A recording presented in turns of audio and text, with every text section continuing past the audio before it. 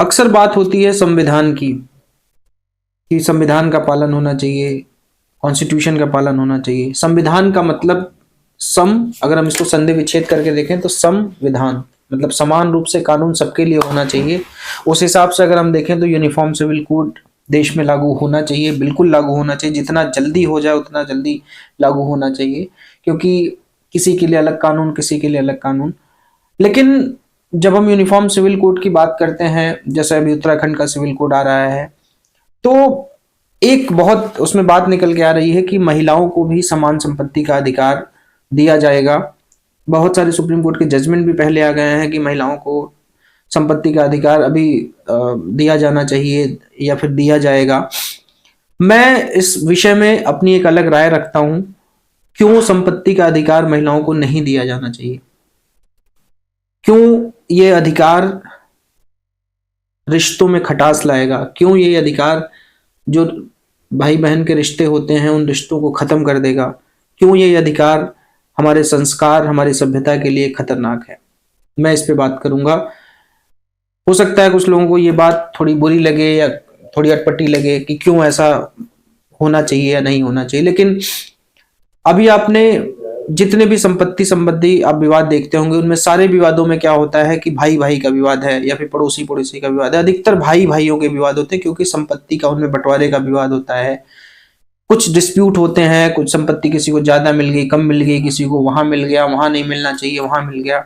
अब आपको विवाद सुनाई देंगे भाई बहन के विवाद। बहन ने भाई पे केस डाल दिया, भाई ने बहन पे केस डाल दिया, या बहन ने भाई पे केस डाल दिया।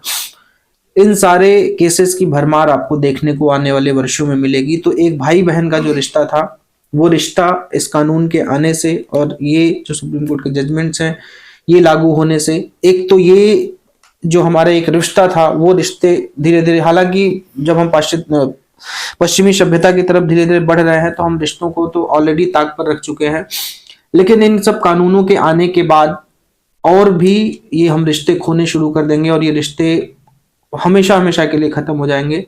ये तो रही पहली बात कि रिश्तों, जो मैं संस्कृति और सभ्यता की बात कर रहा हूं कि रिश्तों को हम खो देंगे।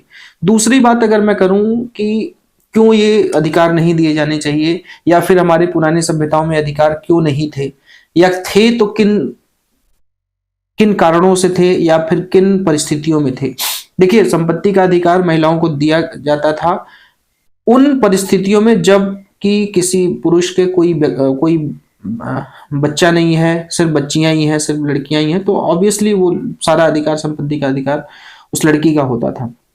लेकिन अगर कोई लड़का है तो उसका अधिकार होता था, या फिर इच्छा से अगर कोई अपना दान करना चाहे, इच्छा से अगर उसको लड़की को कुछ देना है तो वो दे सकता था। वो वही जो इच्छा वाली बात थी, वही जो शादी के समय जो गिफ्ट दिया जाता है, जो प्यार, हमको इसको बोलते हैं लव गिफ्ट्स जो बोलते हैं, इसको दहेज भी अब कहने लगे हैं, जो एक कुरीतियों के रूप में उभरा, एक कुरीति के रूप में उभरा और बहुत सारे महिलाओं का इस पर शोषण हुआ।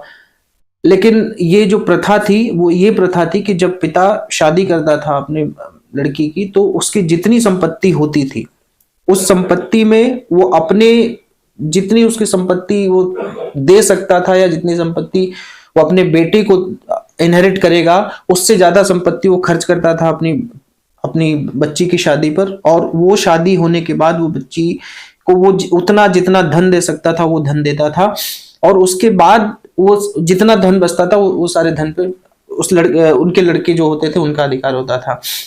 अब मान लीजिए कि अगर उस लड़की को संपत्ति बंटवारा कर दिया गया, दो भाई एक बहन है, एक बहन, तीन बंटवारे हो गए। अब मान लीजिए उस महिला का कोई आगे कोई उसका बच्चा नहीं होता है, तो अब वो संपत्ति किसके पास जाएगी? एक बहुत बड़ा सवाल इस पे भी है कि अब वो संपत्ति जो उसके पिता की संपत्ति थी, जो अभी तक के कानून से या अभी तक के जो हमारी सभ्यता थी उसकी वजह से उसके भाइयों का होना चाहिए, अब वो संपत्ति अगर मान लीजिए उसके बच्चे नहीं है तो वो संपत्ति किसके पास जाएगी? अगर या तो वो जो उसके जो पति हैं उनके जो संबंधी हैं, जो हिंदू सक्सेशन एक्ट की बात करता है उसके हिसाब से बंटवारा होगा, उनके हिसाब से संपत्ति जाएगी। जो कि एक हम जब समानता की बात करते हैं, एक हम संविधान की बात करते हैं, तो वो भी गलत होगा, क्योंकि वो संपत्ति तो उसके पिता की थी। चलिए मान लेता हूं मैं कि उस महिला का अधिकार है उस पे, लेकिन अगर इनकेस उस महिला की कोई पुत्र नहीं है या पुत्री नहीं है, तब तो वो संपत्ति या तो वापस लड़के उसके भाई के पास आनी चाहिए या भाइयों के बच्चों के पास जानी चाहिए। लेकिन वो संपत्ति कहाँ जाएगी उसका या तो विवरण पहले इसमें जो मसौदा तैयार हो रहा है उस मसौदे में रखा जाए कि वो संपत्ति क्या वापस इनके पास जाएगी। और अगर ऐसा होता है तो ऑलरेडी सिविल के इतने पचड़ों वाले मामले, आप जब सिविल कोर्ट के जो भी लोग वकालत करते हैं वो लोग देखते होंगे कि सिविल कोर्ट के इतने पचड़े वाले मामले हैं, इतने कानूनी रूप से टेक्निकल रूप से इतने पेचीदे होते हैं, और पेचीदगियां बढ़ेंगी और कानूनी मामले बढ़ेंगे। अभी 5 करोड़ केसेस 7 करोड़ पेंडिंग है, पेंडेंसी 10 करोड़ हो जाएगी। तो ये मैं इसीलिए मैं ये 2 मुख्य कारण हैं जो कि मैं मानता हूं कि ये जो संपत्ति का अधिकार है इस पे एक बार खुले मन से विचार करना चाहिए, खुले मन से इसको प्रोज और कॉन्स इसके दोनों रूपों को बात करना चाहिए, तब जाके इसका निर्धारण करना चाहिए कि क्या वाकई में संपत्ति का अधिकार उनको दिया जाना चाहिए। अगर दिया जाना चाहिए तो किन परिस्थितियों में, जो परिस्थितियां हमारी पहले से थी, या तो इच्छावश अगर कोई पिता दान करना चाहता है या फिर अगर कोई बेटा होने की परिस्थिति में होता है तब किया जाना चाहिए। अन्यथा मुझे लगता है कि इस पर एक बार फिर से विचार किए जाने की जरूरत है। आज के सेशन में इतना ही। धन्यवाद। जय हिंद।